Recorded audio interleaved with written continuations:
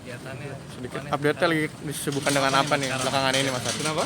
kegiatannya sedang Kesibukan belakangan ini apa? Kegiatan belakangan ini sih lebih ke kuliner, ya kan. Ada restoran juga karena untuk sinetron sama film sementara ini selama masih COVID-19 tunggu dulu minimal sampai ada vaksinnya. Katanya kan bulan Desember ya masuk Indonesia atau mungkin awal tahun depan mudah-mudahan, jadi udah bisa aktif lagi di sinetron atau film.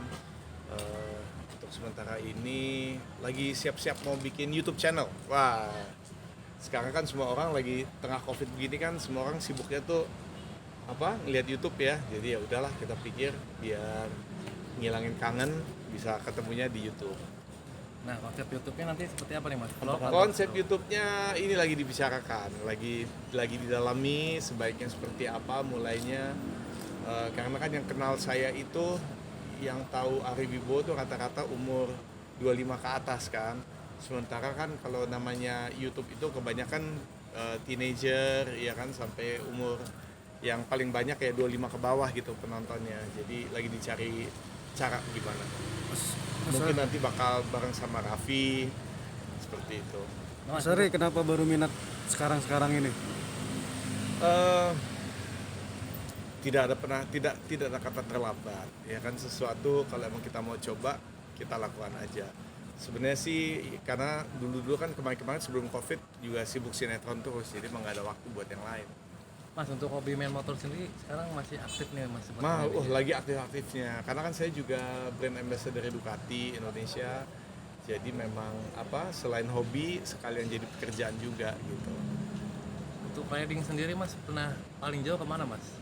Paling jauh sih Eropa.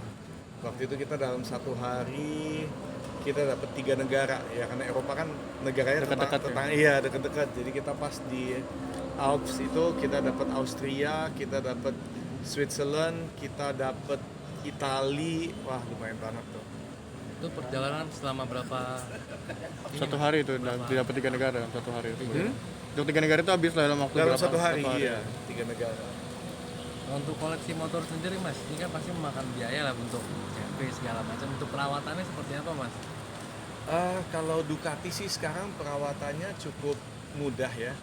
Jadi biasanya kita beli motor itu 1000 km pertama servis, habis itu tinggal 10.000 km baru servis lagi. Jadi sebetulnya ini kok dibilang biaya maintenance nggak terlalu mahal.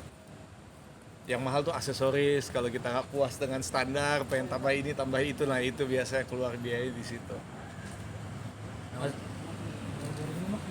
Apa? Untuk safety ini Mas, safety ridingnya sendiri. Safety riding course ya udah pasti ikut juga. Kita semua klub motor pasti ada safety riding course-nya, apakah itu Ducati, BMW, Harley, pasti mereka semua bikin. Dan biasanya ngajar ya itu polisi yang emang pakai motor besar gitu, yang udah ahlinya. Kenikmatan apa sih Mas yang dicari Mas? Kenikmatan duniawi yang dicari. Salah satunya naik motor. Karena naik motor itu kan membuat kita lebih dekat dengan alam. Saya pernah pakai motor sport, mobil sport, tapi rasanya beda. Karena kalau bagi saya mobil, walaupun itu mobilnya eksotis, mobil apalah gitu ya, Lamborghini atau apa, tapi saat kita berada di dalam mobil itu ya sama aja kayak kita ada di mobil sedan biasa. Maksudnya ya kita nggak ngerasain, mungkin cuma orang motor yang bisa ngerti ya. Kalau dari orang mobil, kalau dia nggak pernah naik motor dia nggak tahu. Tapi kita ngerasain kecepatannya dari anginnya kan, kita berasa suaranya, wangi udaranya. Jadi maksudnya kita tuh benar-benar menyatu dengan alam gitu. Saat kita lagi ngelewatin hutan, kita ngerasain segernya oksigennya gitu. Saat kita lagi macet ya kita ngerasain panasnya ya kan, waktu lagi di pasar atau gitu. Jadi ya kita menyatu lah gitu, lebih enak. Saya lebih suka. Punya cerita tersendiri untuk lintasan Indonesia sendiri, Jakarta nih kayak gimana sih riding di Jakarta? Untuk Indonesia sih ya udah lumayan ke beberapa daerah, beberapa pulau, dan emang Indonesia bagi saya itu adalah surga untuk touring. Karena apa ya, kita pergi ke pulau lain itu udah budaya yang udah beda, cita rasa makanannya udah beda. Eh, ya mereka bahasa lokalnya juga udah beda, tapi gimana ya, kita kaya banget gitu, Indonesia kaya banget budayanya, makanannya, jadi happy banget sih kalau bisa jalan-jalan. Kalau untuk motoran di Jakarta sendiri ada cerita, maksudnya yang cerita tersendiri tentang Jakarta gitu, kayak mungkin Jakarta ya, kalau Jakarta sih macetnya ya macetnya susah. Kalau Jakarta, kita kalau touring biasa lebih keluar. Kalau Jakarta paling San Mori aja, Sunday morning ride, kita ketemu sama teman-teman, kita pergi ngopi, ngobrol gitu. Buat yang mungkin hari biasanya kerja, jadi emang dia cuma bisa keluarin manasin motor Sabtu atau Minggu, ya mereka paling ya keluarnya itu aja, San Mori. pengalaman gitu. buruknya kayak gimana? Hah? Pengalaman buruknya mungkin pemotoran di Jakarta. Nggak ada pengalaman buruk. Berarti untuk kegiatan sendiri seringnya lebih naik motor apa naik mobil mas? Saya lebih banyak gini, kalau misalnya syuting itu pasti lebih banyak naik mobil, karena kan kita mesti bawa barang, bawa baju, ya kan, ada perlengkapan yang mesti kita bawa, sepatu.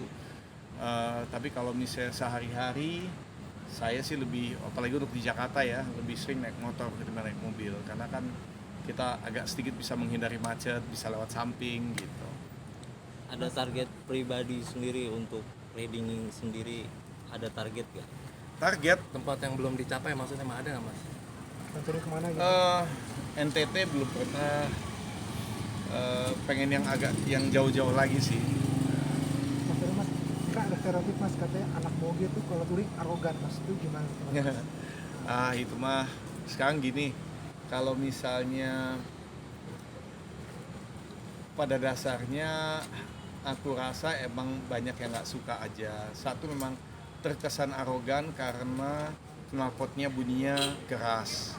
Tapi yang namanya mesinnya gede, udah pasti knalpotnya beda bunyinya lah dengan mesin yang cuma 100 cc, 150 cc, pasti ada bedanya. Kedua, ya mungkin saya rasa motor gede, motor kecil sama aja gitu. Jarang kan kita lihat motor gede masuk trotoar, ya kan? Nah, itu motor kecil kan.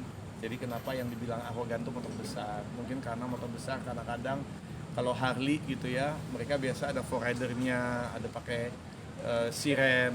Sebetulnya kenapa bisa begitu? Karena memang Harley itu panas banget kalau kena macet. Jadi mungkin pakai forrider supaya nggak banyak berhenti gitu. Dan karena emang dia lebar ya kan, dan nggak terlalu gesit kan Harley, jadinya mungkin pakai forrider supaya dikasih jalan gitu. Bagi orang yang nggak paham ya dianggapnya pasti arogan gitu. Tapi sebetulnya enggak. Kita semua pencinta motor itu juga kita nggak, yang saya tahu sih nggak ada yang arogan atau gimana, biasa-biasa aja kok.